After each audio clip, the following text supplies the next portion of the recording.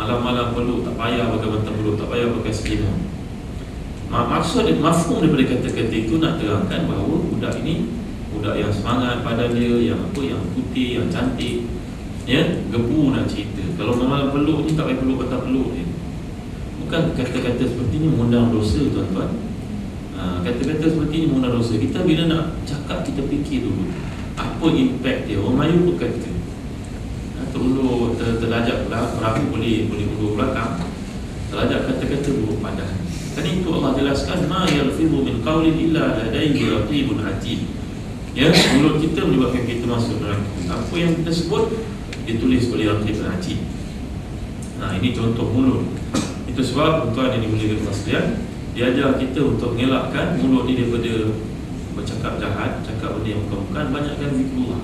Itu sebab kalau kita baca ayat Allah, biasa menuntut kita untuk membanyakkan ya ayyuhalladzina amanu dzkurullaha dzikran katsira.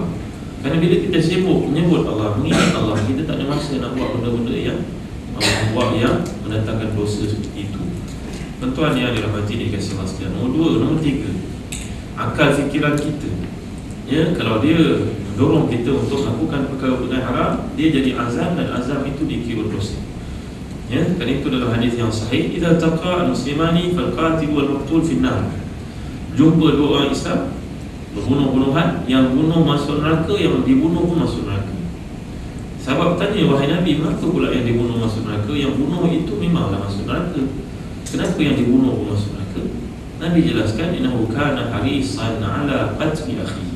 Kerana dia juga nak membunuh saudaranya, cuba pedang itu, ya, kawan itu mendahului, matilah dia. Azam itu jadi dosa, tuan-tuan. Azam untuk buat maksiat itu jadi dosa. Tapi kalau setakatnya dia tidak lagi jaga dosa, tapi bila dia naik ke peringkat berikutnya, azam merancang, dia sudah jadi satu dosa. Yang keempat, dalam kenyataan para ulama, ya, tazkiyatun nufus menjelaskan dosa itu juga disebabkan oleh perut kita, makan dari perkara-perkara yang haram. Maka dalam Islam ini disuruh kita untuk makan secara bersederhana, makan yang halal dan secara bersederhana. Ya, ini perkara yang keempat. Yang kelima, kalau kita lihat, dosa ini berlaku kerana tangan kita. Ya, anggota kita namanya tangan. Tuan-tuan yang dimuliakan Allah sekalian, tangan. Ya, yang keenam, dosa berlaku disebabkan telinga kita mendengar perkara-perkara yang haram. Dan yang terakhir sekali, kaki boleh menyebabkan kita melakukan dosa, iaitu melangkah ke tempat-tempat yang haram, melangkah ke tempat-tempat haram. Ini jadi dosa. Jadi Nabi SAW mengingat kita, ittaqil maharim takun abadan nas. Jauhilah perkara yang haram, dan saya kamu akan jadi orang yang paling seronok beribadah kepada Allah. Seronok beribadah kepada Allah ni sampai ke tahap kita kalau tidak membaca Al-Quran malam tadi, surah Al-Kahfi, kita rasa kehilangan pada hari ini. Kan hari Jumaat ni kita dah bekerja, bila nak baca surah Al-Kahfi, boleh buang baca surah Al-Kahfi 25 minit, 30 minit. Kan bila nak baca, ini kita bekerja kan, berhenti setengah hari kan dah tak sempat, balik kan dah penat, kita rasa kesal sangat. Kan dalam hadis mengatakan, siapa baca surah Al-Kahfi ini, rumahnya dia beri nur, dia beri cahaya. Dalam hadis yang sahih yang lain, seorang sahabat baca surah Al-Kahfi, dia dengar bunyi kuda dia seolah-olah meronta-ronta, dan diperhatikan di kandang kuda, melihat seolah-olah ada awan.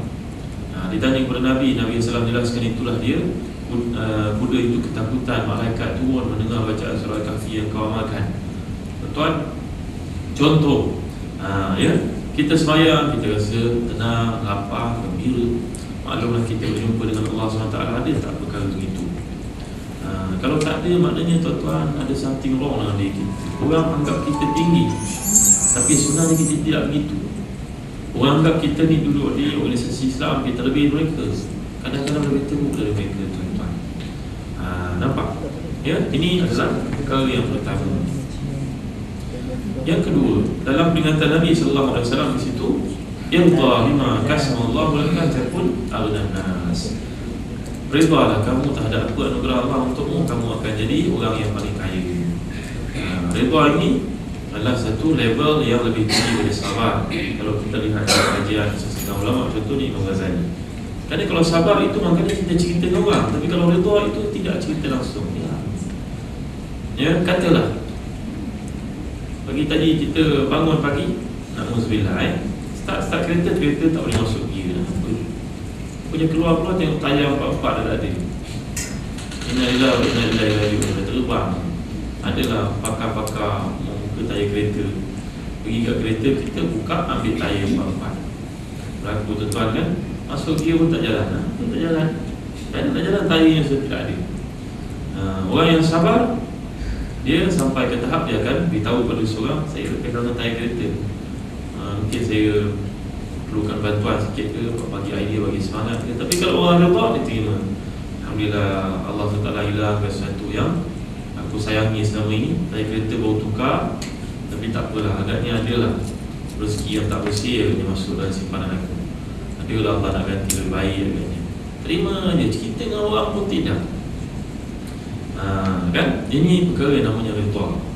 Ya, kita rida, kita terima. Dahulu kita nak berkahwin, kita cek latar belakang pasangan kita. Kita betul nak ada satu tempoh untuk kita kena pasti latar belakangnya, orangnya macam mana, nampak semua baik.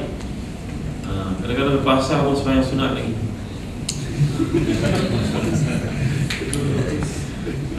Kan? Punya dah hebat. Tapi lepas kahwin lain pula sesi. Tuan ini mulia Allah kan.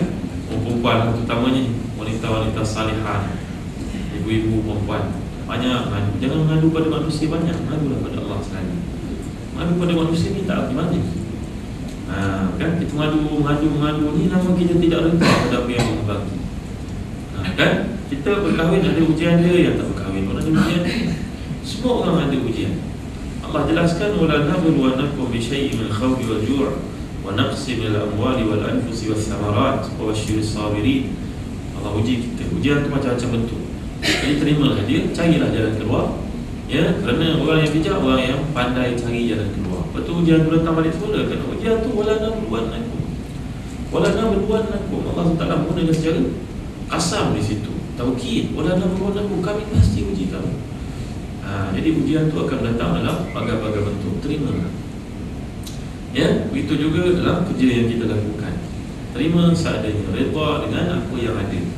Ya, tuan-tuan yang dimuliakan Allah sekalian. Ini perkara yang namanya redha. Kalau kamu ada sikap seperti ini, kamu akan jadi orang yang paling kaya. Kaya itu maknanya laisal ghina kafatil arad, lakin ghina ghinal qalb. Ia adalah hadis sahih. Jelaskan, kaya itu bukannya banyak harta, tapi pada hati yang tidak bergantung pada orang. Imam Syafi'i berkata, an-nafsu tajzamu an takuna faqiratan wal khairu wal fakru khairun min ghina yutghiha wa ghina al-qulubi wal kafaf fa in abad fa jami'u ma fil ardi la yakfiha.